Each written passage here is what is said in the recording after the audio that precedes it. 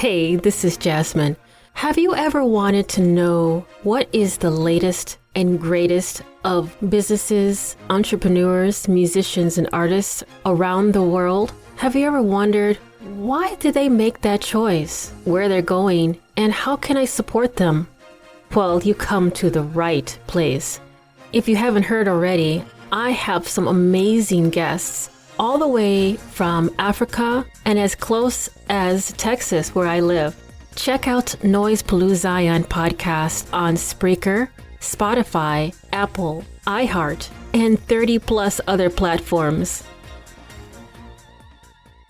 Today's guest is Raymond Freitas. He is a love and spirituality coach that also loves music and has written songs for his own benefit. It is his time to share the talent to the world, not so much as a musician, but as a coach that uses music to uplift people. We discussed the topic of self-love and how it is a much important aspect of life when we are following our hearts and dreams. Whether you are a musician or a business owner, it is important to follow your heart. Please give a warm welcome to ever-blessed Raymond Freitas.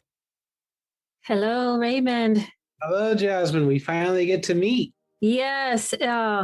So other than that, how are you today?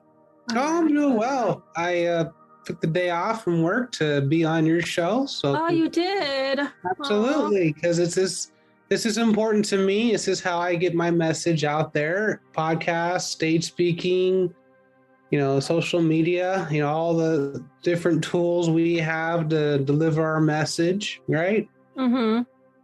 Yeah, because I was listening to some of your previous podcasts that you were as a guest, and you had mentioned about your marriage and your journey that you had. You yourself is a life coach, and you specialize in love and spirituality. And one of the things that I was really touched by is that you enjoy putting music into your life coach business. So, but I know we'll definitely have a little taste of that as we talk, that you'll provide us a little taste of your talent there. So we can go ahead and get started on some of the questions that I have for you, just for the listeners to understand a little bit more about you. Sure. Tell me about where you grew up and what was important to you back then. I grew up in the East Bay here in California, Bay Area. I was born in Oakland, but I moved to San Leandro when I was about 10 months. My parents divorced when I was age 5. And I went from having one home to now being split between my dad and my mom, and both my grandmothers. And that was my life pretty much from age 5 to 17. My dad never found love after my mom divorced him. And my mom had a few relationships since then. One actually died in the ocean, drowned. That happened when I was age 13. But what was important to me growing up, it was definitely acceptance. It was definitely self-love. It was definitely, I wanted to be appreciated by my peers, my friends at school. I didn't really have very many friends at school, but I wanted to be appreciated. I wanted to be loved. And I wanted to also, if someone was in need of help with something, I always was the first one. Hey, let's help this person over here. Let's help that person over there. But that didn't really start coming until I was about 17. I think the first few years of my life, it was just surviving and just trying to get through the day. And middle school was tough. I got teased. I got bullied a lot. I got jumped in high school 4 times. Mm-hmm. And one time taking my mother's cell phone. It was not easy growing up where I lived because it was a very urbanized setting. And finally, when I went to college, I started kind of getting this desire and this passion to help people. And that's when my life took off and my confidence took off, because I feel more happy within me helping others. And so I became a math tutor in real quick time at Merritt College and was successful at that. And people just came and say, hey, I need some help. But people outside of tutoring came to me, I need help with my essay. I need help with this. So I would go out and help them with their essay and would walk to my grandmother's house, who lived a mile and a half away from the college I went to. And I just helped them. And when I went to East Bay, that was just more me helping myself, I think, and just trying to figure out what it is I want to do for the rest of my life. And I was feeling called to teach. And so I think what's important to me growing up, as it is now, is to help and serve, but also my own healing and my own development is important to me as well. And just understanding that the world around us, 99% of it is out of our control, but I can control what's in my world. So that's what's important to me then and what's important to me now. Yeah, that hits home for me too. And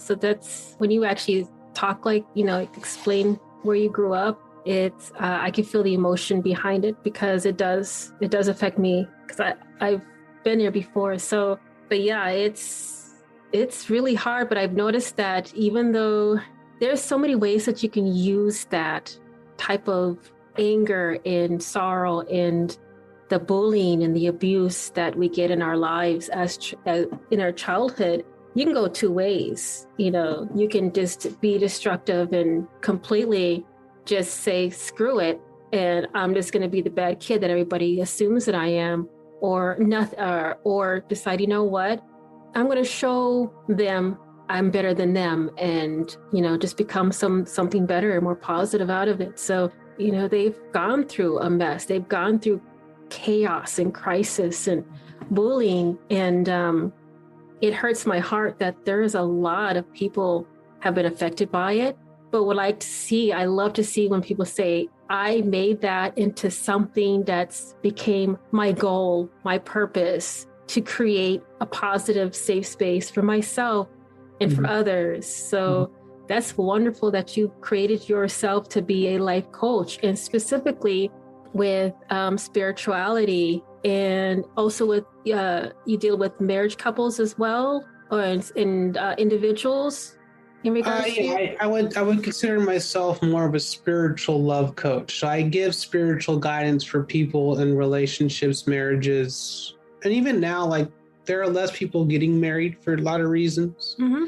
And so I do have services for that as well. I do have a marriage program. I do have a program just for if it's just in a relationship and you're just afraid of losing this person, that's fine too. Or if it's just individual and you just want to know where you went wrong, or just want to find out what's going on in my life. And because relationship frustration was what actually caused a lot of my mental health problems. My mother's relationship struggles were oftentimes taken out on me. And when my grandma Agnes died, who I had a very great relationship with, I had a girl back in high school asked me to the junior prom, and I just overanalyzed the whole thing, and downhill it went after that. And I ended up healing. I ended up suffering a brain ailment, and I ended up getting diagnosed with a chronic mental illness. And that's what I was dealing with all through college. And finally, during quarantine, I was able to finally figure out the root cause of all of that. And the root cause of all of it wasn't really so much anything wrong with my brain. It was spiritual and emotional. And after my spiritual awakening, I knew I had to help myself first before I help others. And so I did. And that's what quarantine did for me, and I hope it did for others, and I hope others are actually starting to think, what is it that I want out of life? What is it that I want for myself, my kids, my family? And I think that's what it did for most people. Of course, some people are still struggling with that, but right now I'm happier than I ever have been because I worked on myself, and I got into. You said something about the medicine. They do try to over-med, and so I've tried to wean myself off a lot of that and got into other holistic therapies. I've gotten into hypnotherapy, mapping, biomagnetic therapy. There's so many different kinds of therapies that can really prove a lot of benefit to people. They just don't know it exists or what it does. For sure. Oh, for sure. I've never been an advocate for medication, but I think for that particular purpose is that I had a personal experience where they would misdiagnose based on not finding the actual root cause of it. They're looking at the layer, the effect. Yeah. Layer. But you get in, see, my root cause of everything really has been the divorce of my parents. You really get into it. Because every time I get into my therapy, I'm always bringing up my parents arguing. And that's what's caused a lot of these emotional issues. Of course, school didn't help.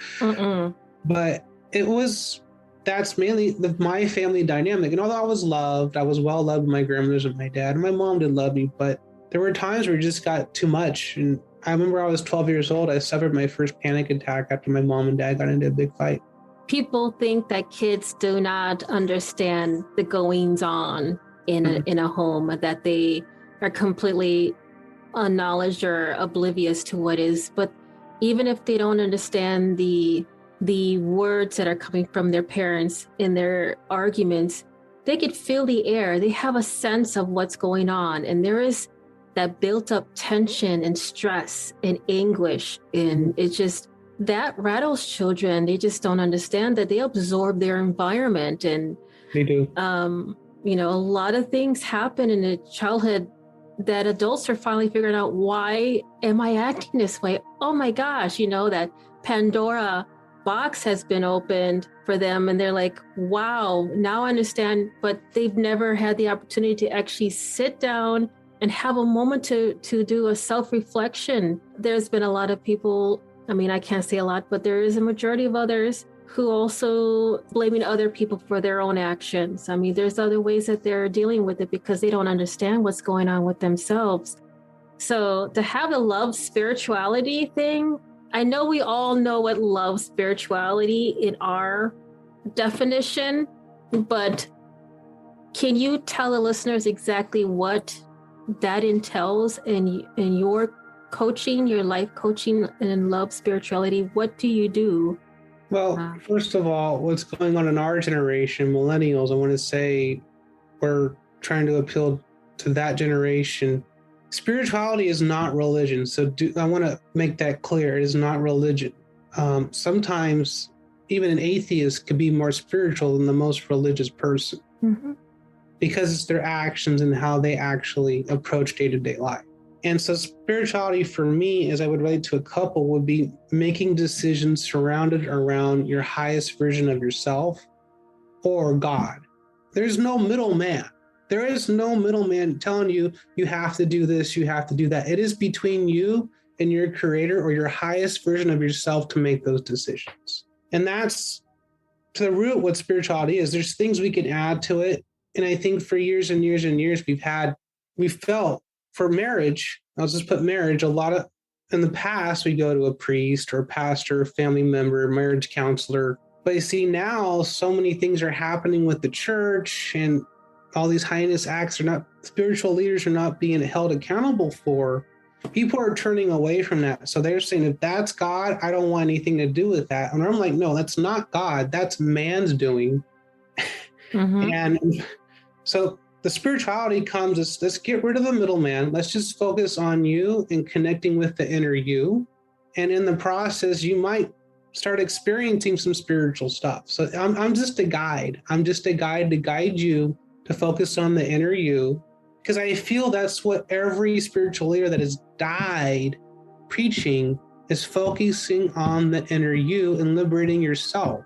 And that's exactly where I would coach my couples to do. Of course, I do have a marriage counseling element to it where I coach them both one-on-one aside from each other. Because what happens in marriage counseling is they'll say, this person will say something, that person will say something, and they start into an argument, and the marriage counselor has to intervene, and it becomes a fight. I don't do that. I do a little differently because each person, I look at in a relationship as you have your life story, he or she has his or her life story, and now all of a sudden you have to create a story based on both of your life stories.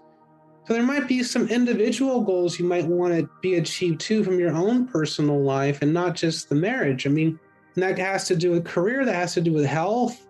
All those areas of life, money, all those areas of life that impact marriage. And that's where spirituality, once you enhance that and improve that, you'll start to see a shift in multiple areas of life. You'll start to see an awareness in your life.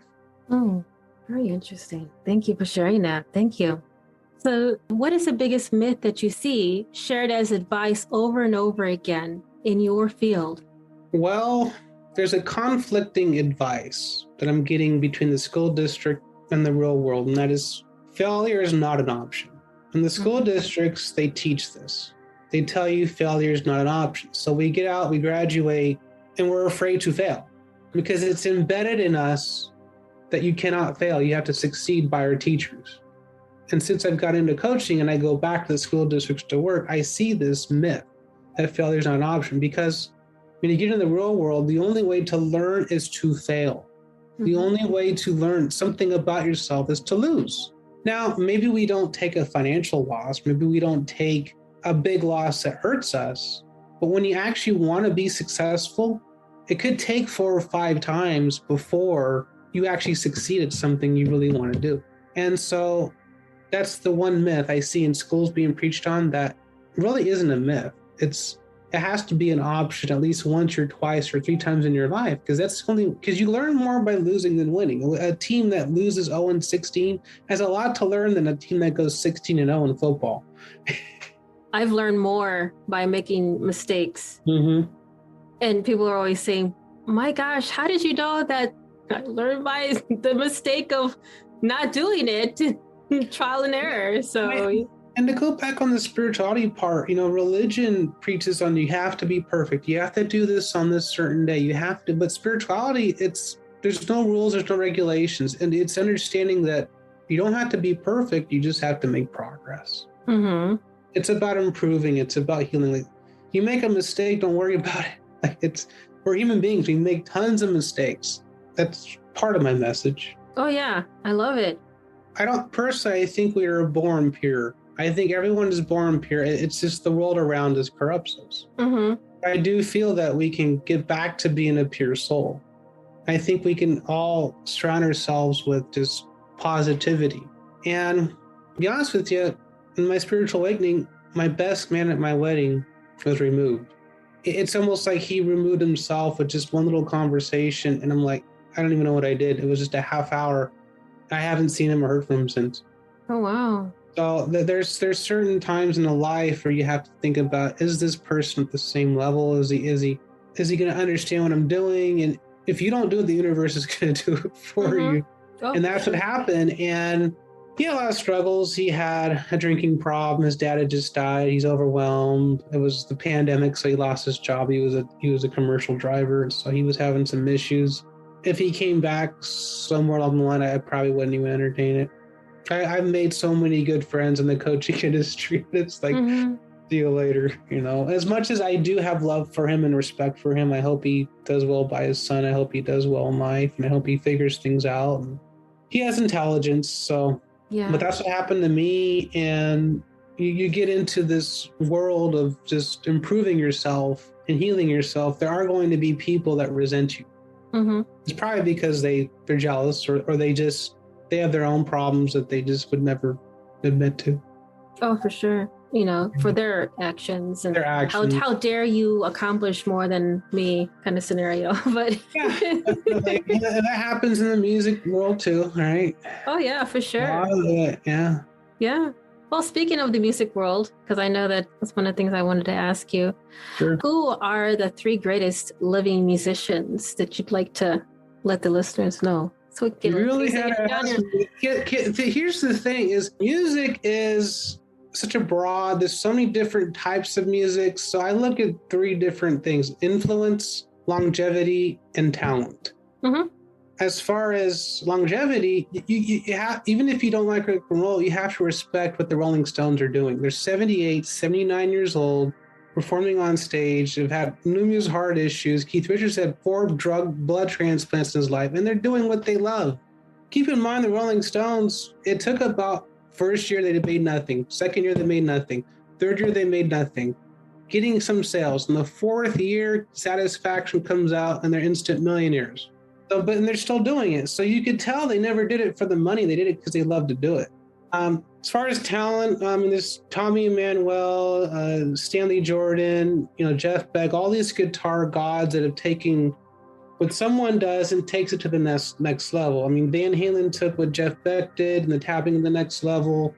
Then you have Stanley Jordan literally plays the guitar like a piano. I have no clue how he does it. And you have someone like Tommy Emmanuel who has a one-man band. He'll play the drums, the bass, the rhythm, and the lead all at the same time.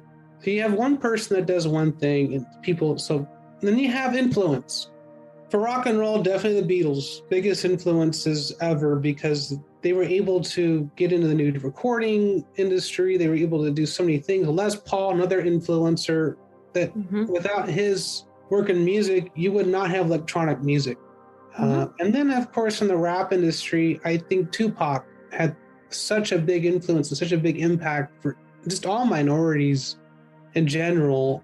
And I don't think rap has been the same since he's passed.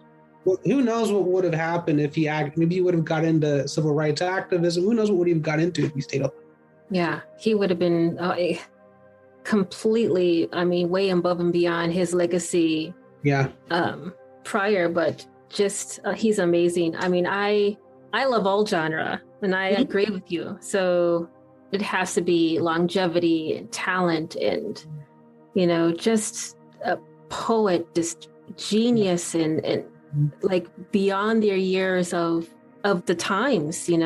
I always thought that Prince was beyond his time. I always thought that So Les Paul is actually from Wisconsin.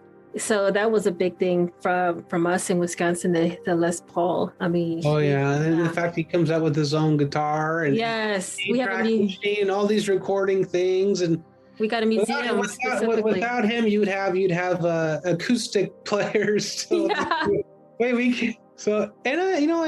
Neil Fender actually. Yeah. He didn't play guitar, but he invented the Fender guitar, which Dick Dale took the next level in surf music. And Dick Dale actually invented reverb, which has been used not just in surf music, but in all across music. And I had the luxury to see Dick Dale twice in my life. It was just at 80 years old, still playing the guitar. He said that his wife had saved his life more times than doctors ever could, because he'd been battling cancer since 29, but he had to play to pay for his cancer treatments. Oh, wow. Wow. You don't have health insurance as a musician. Oh, no, of course. You're like an independent contractor.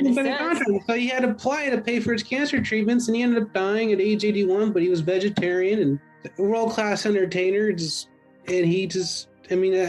song would be well known that he does is Miserably, which the Black Eyed Peas actually do in the song.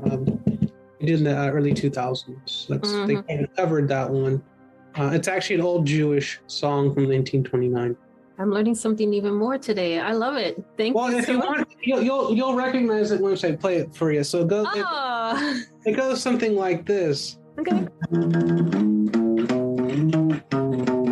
You've heard that before, right?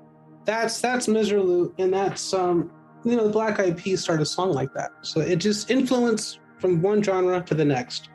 The redo of that song before Black Eyed Peas, it was actually in Pulp Fiction. So that was one of well, there's one there, but in Pulp Fiction they have other surfs. They have that Surf Rider is a big song with that. Do do do do do do do do do do do do. Yeah, that one. Love it. That was actually written by Noki Edwards. I don't know if a lot of people know that, but he is a musician that played with the Ventures, which is like the greatest most popular surf band ever. They've sold millions of records.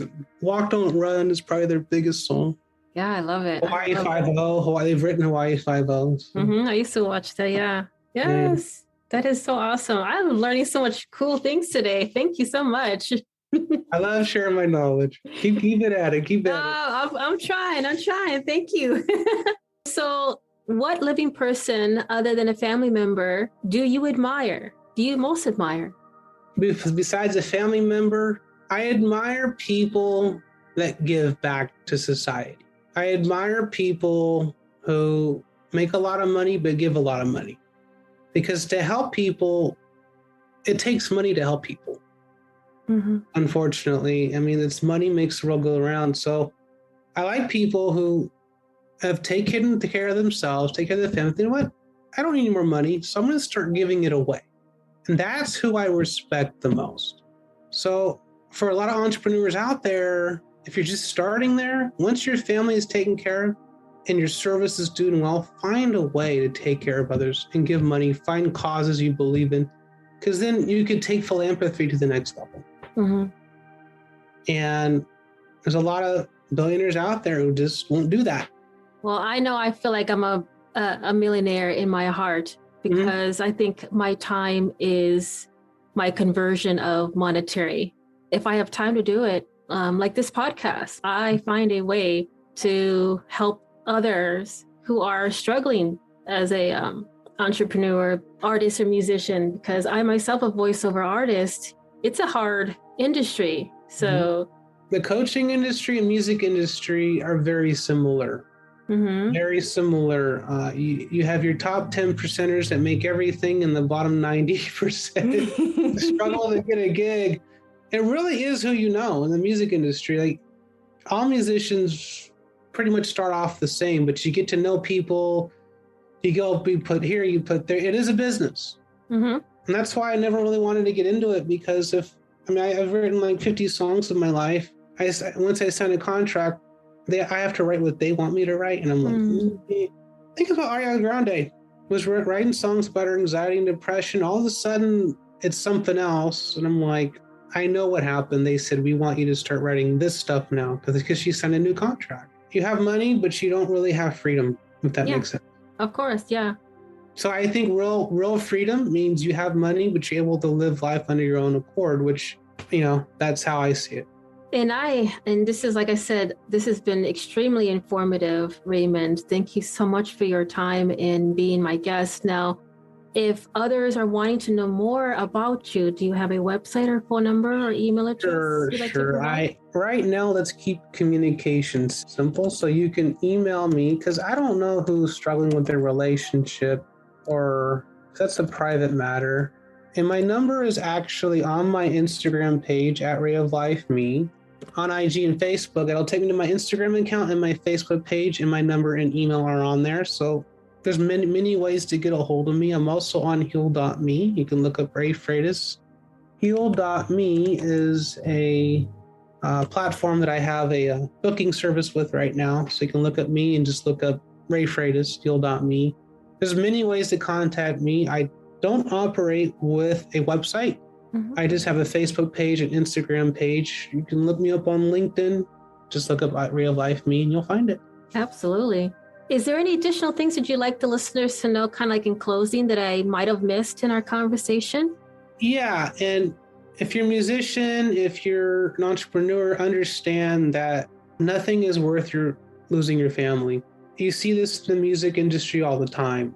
And a lot of musicians struggle with this part of their lives and their relationships, because they're always on the road and they love it and it's their calling, but yet they're struggling in this very other important part of life as well.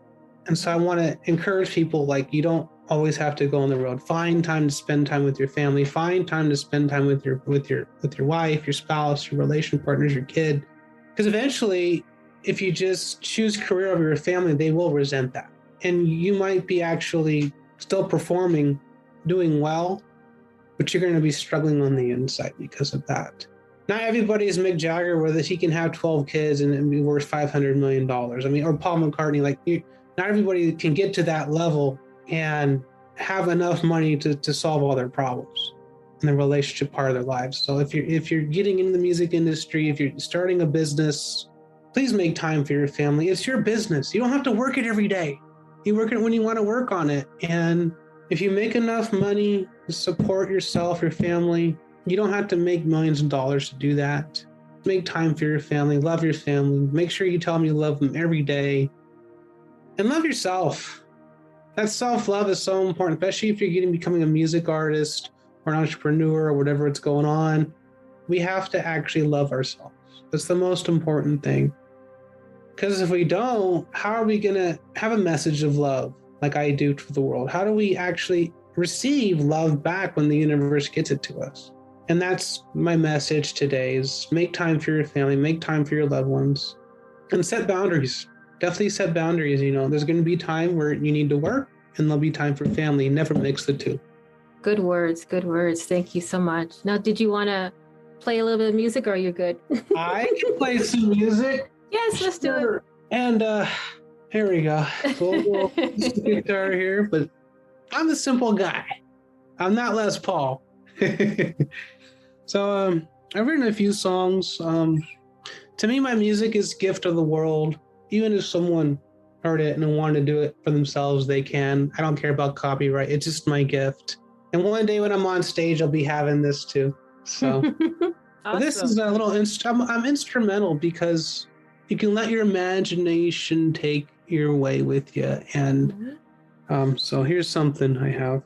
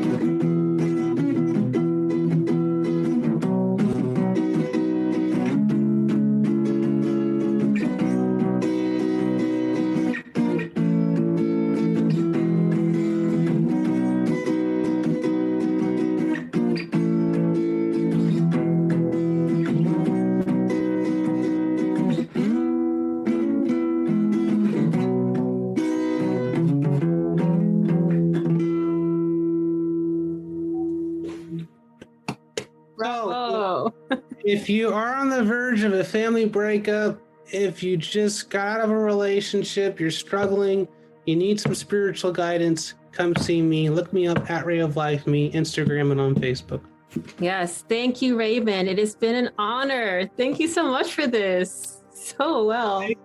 Right. Have a wonderful weekend and enjoy with your family.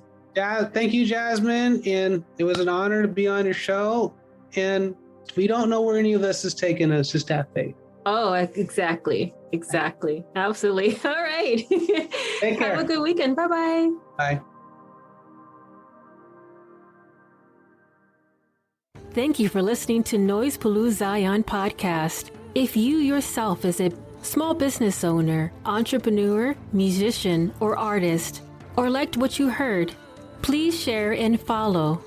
I am on Facebook, Twitter, TikTok, Instagram, and YouTube, or contact me at www.jasminecastillovoice.com and stay tuned for the next upcoming episode.